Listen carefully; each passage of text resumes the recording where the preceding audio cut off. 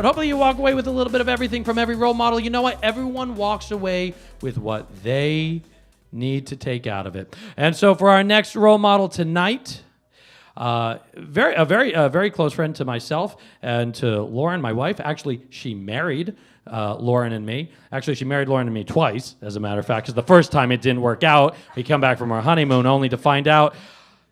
She goes, remember that time when you said to me, Michael, you never know when you make a memory? And I said, you're going to tell me you screwed up our marriage certificate, didn't you? And she goes, yes, I did. So we got to get married all over again. But other than that one mistake, she has 100% accuracy as far as I know. She's a behavioral specialist. She's actually one of the highest paid behavioral specialists out here in the world, not only New York City. And you want to talk about someone who creates content on content on content. When the Trump election was happening 2 years ago, every single news station brought her on TV to say, how do you have Thanksgiving and not kill each other in front of your children? She's the person they went to ask that question. I'd like to bring up the very one and only and special Dr. Marcie Beigel. Woo!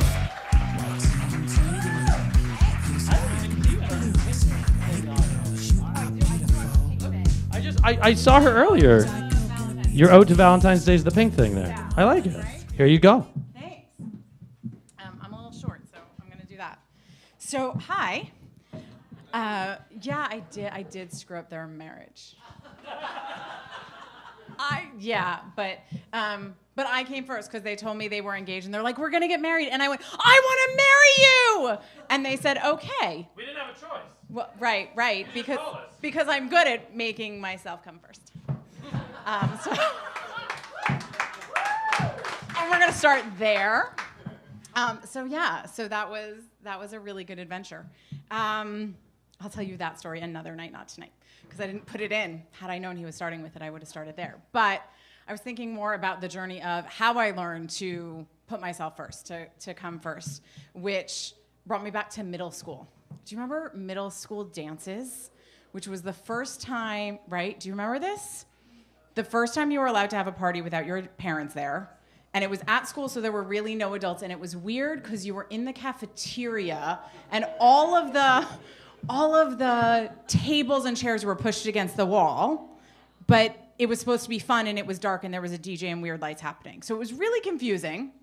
And I thought it was the early 90s, and I thought I was so cool because I would wear my jeans and a button-down shirt and one of my dad's ties. Like, it was that look for me. Mm-hmm. It was good. Apparently, I'm still doing that, just in a different way. And at those dances, I found that I used to put everybody else first. So oftentimes, I grew up in Jersey in the suburbs, had a very straight middle school. Some friends later on realized they weren't so straight, but at the time we all were. And so the boys would be down in the gym playing basketball because why would they hang out and dance? And we would all be in the cafeteria pretending to dance, but really talking about which boy we wanted to dance with when the slow song came on. And I was the one, if you can't tell, because I'm not very quiet or shy, who went, oh, I'll go ask him. Who do you want to dance with? Okay, I'll be back. And I would run down to the gym, find whoever I was supposed to be finding and say, Sarah wants to dance with you at the next slow song. Will you dance with her? And would do it in such a way, kind of the way I did to Lauren and Michael for their wedding, where they couldn't really say no. So my friends would be really happy. But what I realized was I never danced with anybody. All of middle school, I didn't dance with anybody.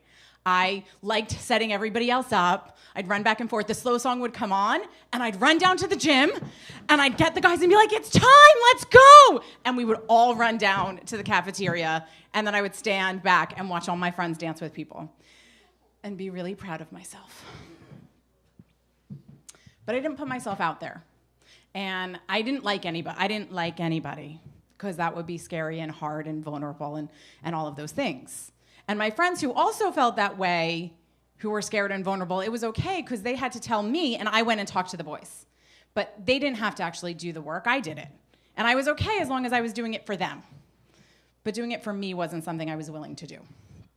So I put them first, over and over and over again. And I got a lot of friends that way, right? Worked out well. But when everyone's dancing and you're just standing there, the first 30 seconds, you can be really proud of yourself. And then you're like, can the song end now? Can we, my turn again? No, not yet.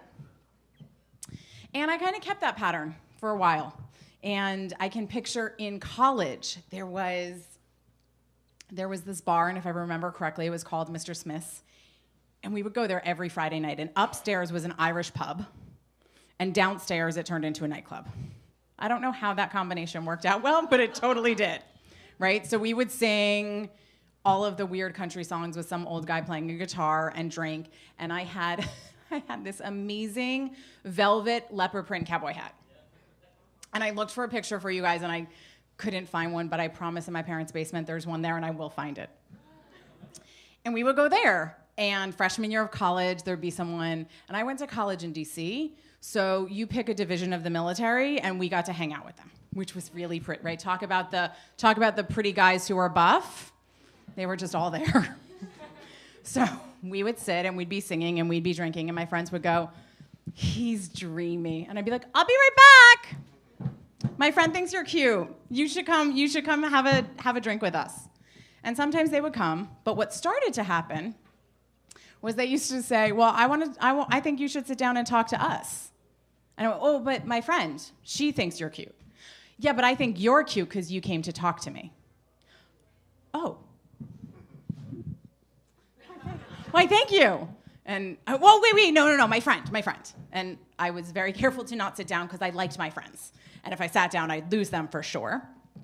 But when the behavior changed, when the response that I was giving changed, I realized that something was changing for me too, that, oh, that pattern of me telling you that they like you and setting it up wasn't working the same, because all of a sudden I was in the equation. I didn't want to be. I was really happy keeping myself safe. But it was kind of fun all of a sudden being in the equation, right? It was all of a sudden exciting. I was like, oh, this is kind of fun. And what I've learned now, looking back on that, is that behavior is a pattern, right? What happens as a consequence, we do something, there's then a response. If it's a good response, we do it again. And then if we do that again and we get a good response again, we do it again. And if there's a good response and we do it again, then we do it again. And if there's a response we don't like, we stop doing it. That is how behavior works, right? The repetition is what builds that habit. And so as I started going over to people and they kept being like, "Oh, I want to talk to you because you came over," what I found was that my willingness to be loud and obnoxious and interrupt people's conversations was an asset. So I thought, well, what am I going to do now? Maybe I have to go first, right? So if I figure out who at the table I think is cute and go, "Okay, you," then I can set the rest of you up with all of my friends over there and not get in trouble, because I didn't want to get in trouble anymore. So that started being my pattern, and it worked. And junior year of college, I was sitting on my friend's couch in her dorm room, and it was a Saturday night, and we were just done. In college, somehow Saturday nights, as long as you're in a friend's dorm room with 3 other people, you're not a loser if you're not going anywhere, right? You were just like, "We can do this." And we were watching a movie, and I was wearing my glasses. And I don't wear glasses in public. Like, that just wasn't a thing I did. And I was in a ratty t-shirt, and I was in jeans. And we were just gonna stay in and eat mac and cheese and watch a movie. And a friend comes in and goes, "You have to come with me to the movies."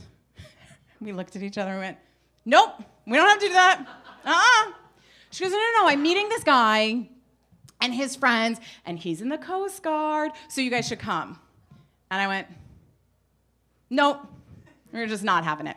And she's like, "But come on, like, it's a really big deal." And I finally went, "Okay, if I can go like this, I'm going. I'm not changing, I'm not getting cute, I'm going like this." Okay, so me and my ratty t-shirt and my glasses, we go to the movies.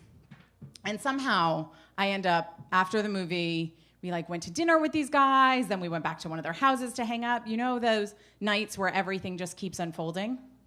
And I end up on the balcony talking to this guy, Adam, for 3 hours. And my friends finally come out and go, "Can we go to bed now?" "Oh, yeah, okay, sorry, we gotta go." And I went home, and I woke up my roommate, and I went, "Shit, I have a problem." She goes, "No, you don't." "Why?" "Yes, I'm sleeping, what do you want?" I said, "I just met someone who's going to be really important to me, but I don't know how to find him now," right? Like, there was this guy who I sat and talked to for 3 hours. She said, "Well, you have to talk to him."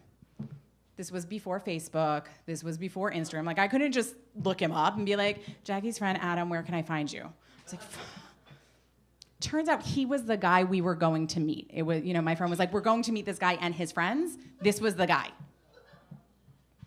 so what do you do? The guy who your friend, were they dating? Were they not? Was I in trouble? Was I not? Fuck it. I go first, right? I'm going to go first. I've learned that my confidence works well, so let me find out. So I see my friend a couple days later, and I say, hey, can I have Adam's number? She kind of looks at me. She goes, okay, here. She hands me his number. I was like, and I ran home, and I called him, and it took us about 6 weeks to actually see each other, but we ended up dating for 7 years, living together for 4 of those, and being engaged for 6 months.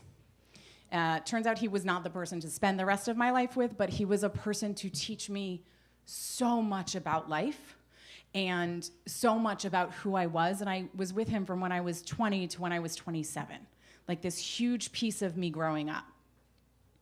And I never would have known him, and I never would have met him if I wasn't willing to put myself on the table first, to say, I might be breaking girl code, but this feels really important.